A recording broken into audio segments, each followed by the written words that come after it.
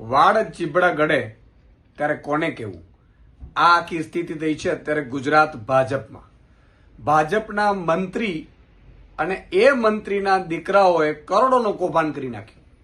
મનરેગા યોજનામાં 100 દિવસ ગરીબને રોજગારી મળે અને એમનું ઘર ચાલે એટલા માટે આ યોજના કરવામાં આવી.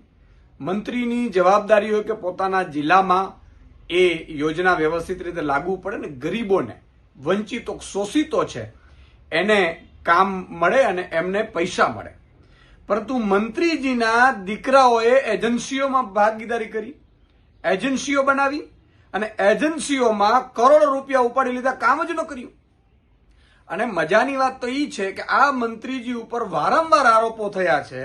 એમના પુત્રોની અત્યારે તો પોલીસે માત્ર ધરપકડો કરી છે. હવે ધરપકડ થઈને એને જામીન મળી જશે એટલે એ કેસ રફે દફે ચડશે, કારણ કે મંત્રીજી હજી પદ ઉપર ચાલુ છે.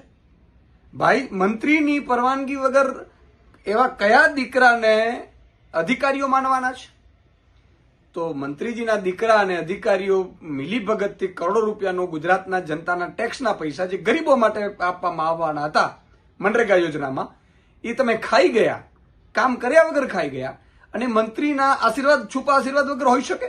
તો મંત્રી ઉપર પણ કાર્યવાહી થવી જોઈએ. એની જગ્યાએ મંત્રી તો ચાલુ છે. હવે જો મંત્રી જ ચાલુ હોય તો મંત્રી અંતર્ગત કલેક્ટરને, એસપી, રેન્જ આઈજીઓ બધા આવતા હશે તો કઈ રીતે કામ થશે?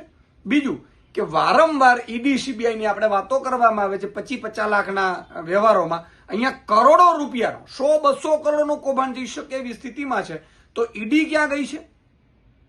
માનનીય નરેન્દ્રભાઈને પણ મારી વિનંતી છે કે ઈડીને અહીંયા મોકલો અને મંત્રી પદ ચાલુ છે એનો ગુજરાતની જનતાને જવાબ આપો કે મંત્રી પદ ચાલુ રહે છે, તપાસ કઈ રીતે વ્યવસ્થિત થશે? આ તો 15 દિવસમાં છૂટી જશે. એટલે અને હજી બીજા દીકરો તો પકડાણો પણ નથી.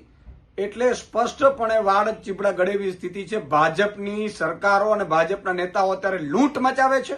હજી પણ એમને 2.5-3 વર્ષ છે એટલે જેટલો ગુજરાતને લૂંટે એટલો લૂંટી લેવાનો જયારે મકસદ લીધો છે, ત્યારે મુખ્યમંત્રી શ્રી, પ્રધાનમંત્રી શ્રી મારી વિનંતી છે કે તાત્કાલિક ધોરણે આમાં એસઆઈટીની રચના કરવામાં આવે, નિવૃત્ત ન્યાયાધીશની અંતર્ગત એસઆઈટીની રચના કરવામાં આવે અને મંત્રી પદ જ્યાં સુધી આમની તપાસ ચાલે છે ત્યાં સુધી મંત્રી પદ છે એ બચ્ચું કાબડ જે મંત્રીપદ રહેશે તો એની વ્યવસ્થિત એ તપાસમાં રોડા નાખી શકે એમ છે. તો એમના પદને લઈને પણ અને એમની સંડોવણી છે કે નહીં એની પણ તપાસ કરવામાં આવે. અને પ્રધાનમંત્રીશ્રીને પણ મારી વિનંતી છે કે ઈડી, સીબીઆઈ પણ આમાં, કારણ કે મની લોન્ડરિંગ પણ થયું હશે, કરોડો રૂપિયા ગયા ક્યાં હશે, તો મની લોન્ડરિંગનો પણ સીધો કેસ બનશે આમાં.